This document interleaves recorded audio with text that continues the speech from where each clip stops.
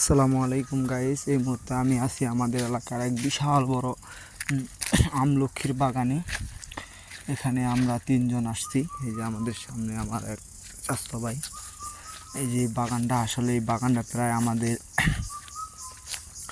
প্রায় 20 একর জায়গা নিয়ে অবস্থিত। আসলে এখানে প্রচুর পরিমাণ আমলক্ষীর বাগান, হর্তকি এবং বহেরার গাছ এখানে অ্যাভেলেবেল আছে। আমরা মোটরসাইকেল নিয়ে আসছি। আসলে এই জায়গায় একটা অসাধারণ ফিলিংস। আমার স্বাস্থ্য ভাই আমাকে বলল এখানে আসার জন্য। আসলে এখানে অনেক নিরিবিলি, এই জন্য আমি মনে করলাম আমার ভিউজদেরকে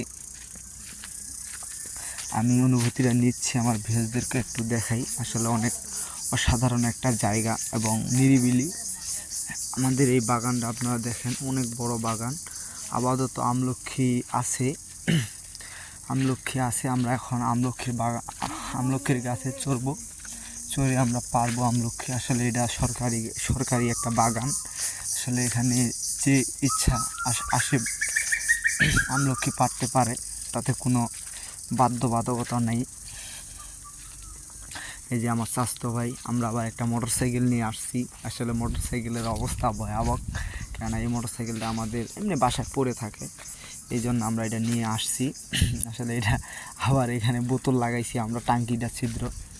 তারপরে এই যে আমার স্বাস্থ্য ভাই, আসলে আমার স্বাস্থ্য ভাই এই যে আমলক্ষী খুঁজছে পারার জন্য। এখন ওরা উঠবে গাছে, দেখি কতগুলা পারি আমরা। আসলে খুবই কম, এটা সিজন না তো, আরও সামনে এখন মোল আইছে, সামনে আবার অ্যাভেলেবেল হবে, তখন আসলে কোনো সমস্যা থাকে না। এখন একটু কম, এই জন্য আমরা খুঁজতেছি আসলে কোন গাছটায় আছে। আমার স্বাস্থ্য ভাই খুঁজতেছে, ওই যে এই আমার আরেক স্বাস্থ্য ভাই খুঁজতেছে।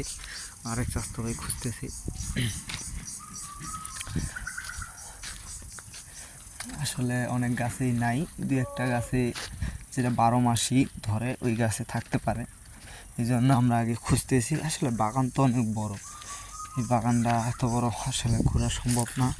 তো অনেক বড় বাগান, প্রায় 20 একর জমির উপরে এই বাগানটা অবস্থিত। সাথেই আবার নদী, আমাদের এলাকার যে নদী, আসলে নদীটা